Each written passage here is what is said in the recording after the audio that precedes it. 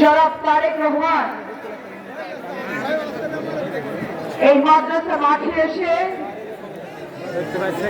আমাদের সাথে শরীক হবে নির্বাচনী জনসভাতে। আমরা সকলে তাকে রাজশাহী বিভাগের পক্ষ থেকে, রাজশাহী মহানগর, রাজশাহী জেলা, নাটোর জেলা এবং চাঁপাইনবাবগঞ্জের পক্ষ থেকে আন্তরিক ধন্যবাদ এবং কৃতজ্ঞতা জানাচ্ছি। কিছুক্ষণের মধ্যেই তিনি আমাদের মাঝে হাজির হবেন। আমরা সকলে তাকে করতালি দিয়ে, আমাদের হৃদয় উষ্ণতা দিয়ে, আমাদের ভালোবাসা দিয়ে অভ্যর্থনা জানাবো। আমরা সবাই মিলে ছোট ছোট স্লোগান শুনতে পাচ্ছি। সবাই মিলে জোরে একটা স্লোগান দেব কিনা? ভোট দেব কিসে? ভোট দেব কিসে? বাম সাইড থেকে শুনতে পাচ্ছি না। ভোট দেব কিসে? ভোট দেব কিসে? ভোট দেব কিসে?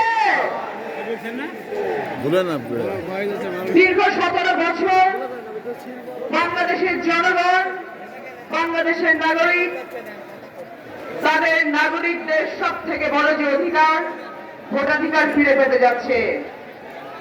আজকে আমরা এখানে যারা উপস্থিত আছি, বিভিন্ন আসনে ধানের শীষের মতো অত্যন্ত গুরুত্বপূর্ণ সম্পদ আমরা হাতে নিয়ে দলকে প্রতিনিধিত্ব করছি। আজকে আমাদের প্রত্যেকের দায়িত্ব করতেছে আমরা দল মত নির্বিশেষে সকলকে একত্রিত করে ধানের শীষকে জয়যুক্ত করবো ইনশাআল্লাহ। আমরা একটি পরিবর্তিত বাংলাদেশ গড়তে চাই।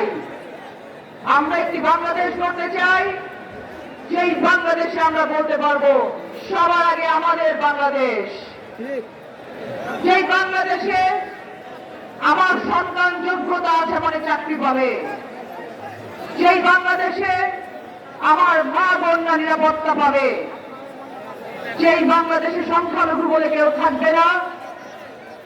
আমার পাসপোর্টের রং সবুজ, যার পাসপোর্টের রং সবুজ তিনি বাংলাদেশি বলে বিবেচিত হবেন। আমাদের জাতীয় পরিচয় পত্রে যেমন যেই তথ্য লেখা থাকে, একইভাবে সনাতন ধর্মাবলম্বী মা বোনদের জাতীয় পরিচয় পত্রে একই তথ্য লেখা থাকে। খ্রিস্ট ধর্মের একই থাকে, বৌদ্ধ ধর্মের একই থাকে। আমাদের এই বাংলাদেশে আমরা সকলের জন্য বাংলাদেশ হিসেবে পরিচিত হতে পারি, সেই বাংলাদেশ আমরা করতে চাই। বহু বছর ধরে ঘৃণার রাজনীতি চলেছে।